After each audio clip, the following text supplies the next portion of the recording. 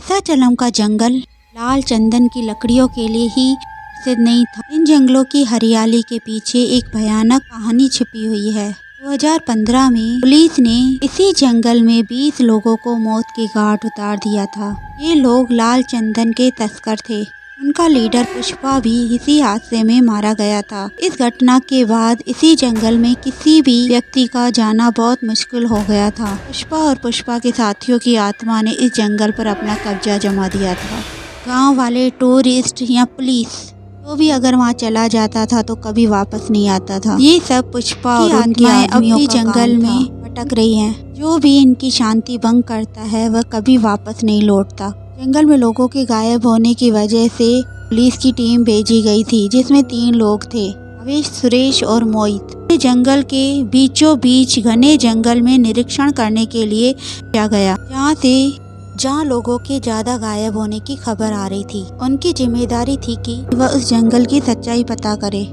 वह तीनों गांव पहुँचे। गांव पहुँचने के बाद जब लोगों से उन्होंने बात की, गांव के सब लोगों ने जाने के लिए मना किया।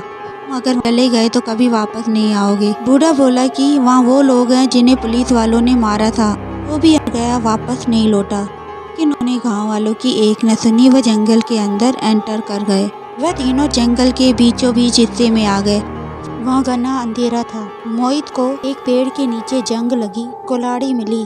उसने कुल्हाड़ी उठा ली। तभी एक आवाज आई, तुम सब यहाँ से चले जाओ। सुरेश आवाज सुन के काफी घबरा गया और मोहित और भावेश को बोला चलो। भावेश बोला नहीं, जिस काम के लिए आए हैं उसे पूरा करना है। तो मोहित बोला चिल्ला के कि कौन है, सामने आओ।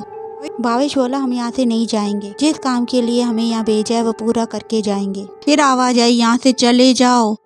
वह नहीं माने, बोला कि तुम कौन हो? जाई, मैं पुष्पा हूँ।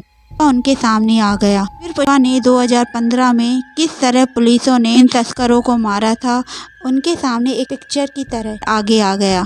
पुलिस उन पर अंधाधुंध गोलियां चला रही थी। लोगों ने पुलिस वालों के आगे हाथ जोड़े, हमें छोड़ दो। उन्होंने एक न सुनी। तीनों बोले ये गलत हुआ उनके साथ। उन तीनों के आगे लाल कलर का साया घूमने लगा। वह काफी घबरा गए, हमें छोड़ दो, हम इसमें शामिल नहीं थे। वो बोला अब तुम यहाँ से नहीं जा सकते। कि वह तस्कर लोग थे लेकिन उनका भी परिवार था। लाल कलर का साया उनके आगे पीछे घूमने लग गया, चारों तरफ से उनको घेर लिया। सुरेश बोला भागो, जितना हो सकता है यहाँ से भागते हैं। तेज स्पीड में भागने लगे। सारे साए उनके आगे पीछे घूमने लगे। बोला भाग जाओ यहाँ से और जिंदगी में कभी यहाँ मत आना। इस जंगल से जिंदा तो तुम नहीं जा सकते। सुबह गांव वाले जब जंगल के रास्ते से निकले तो जंगल के बाहर तीनों की लाश पड़ी थी। कहा जाता है आज भी उस जंगल की रक्षा कर रहा है।